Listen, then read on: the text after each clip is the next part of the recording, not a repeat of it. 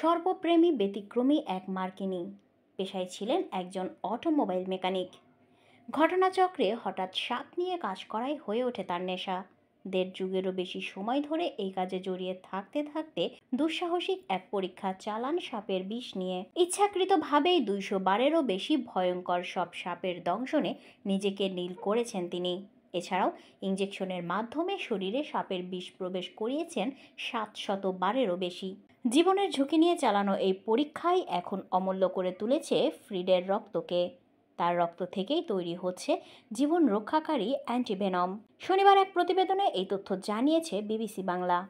প্রতিবেদন অনুযায়ী শুরুতে ফ্রিড নিজের শরীরে রোগ প্রতিরোধ ক্ষমতা বাড়াতে চেয়েছিলেন, যেন সাপ ধরার সময় নিজেকে রক্ষা করতে পারেন তিনি। নিজের ওপর পরীক্ষা চালানোর জন্য টিম ফিড বিষ সংগ্রহ করেছেন পৃথিবীর সবচেয়ে মারাত্মক কিছু সাপ থেকে, যার মধ্যে রয়েছে একাধিক প্রজাতির মাম্বা, কোবরা, তাইপান ও ক্রেইট। বিজ্ঞানীরা বলছেন টিম ফ্রিডের রক্তে এমন এক ধরনের অ্যান্টিবডি পাওয়া গেছে যা মারাত্মক ধরনের বিষের বিরুদ্ধে কাজ করতে পারে। টিমের রক্তে পাওয়া অ্যান্টিবডি নিয়ে ইতিমধ্যেই পরীক্ষা চালানো হয়েছে বিভিন্ন প্রাণীর ওপর।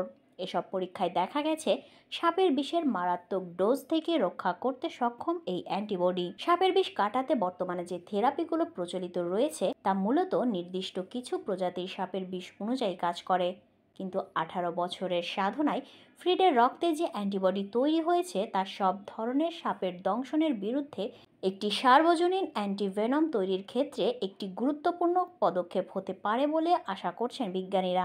1.5 যুগ ধরে ইচ্ছাকৃতভাবে শরীরে সাপের বিষ নিচ্ছেন টিম ফিড। তবে এসব শুরুর আগে গোখরার ছোবলে 2 বার কোমায় চলে গিয়েছিলেন তিনি।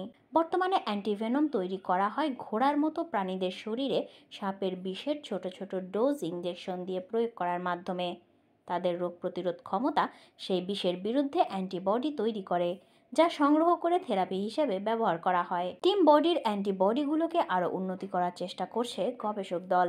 সাপের কামড়ে প্রতি বছর বিশ্বে প্রায় 1,40,000-এরও মতো মানুষের মৃত্যু হয়। এছাড়াও অঙ্গহানি বা স্থায়ী পঙ্গুত্বের শিকার হয় 4,20,000-এরও বেশি মানুষ। কিন্তু টিমের রক্ত থেকে একটি সর্বজনীন অ্যান্টিভেনম তৈরি করা সম্ভব হলে নতুন আশার আলো দেখতে পাবে মানবজাতি।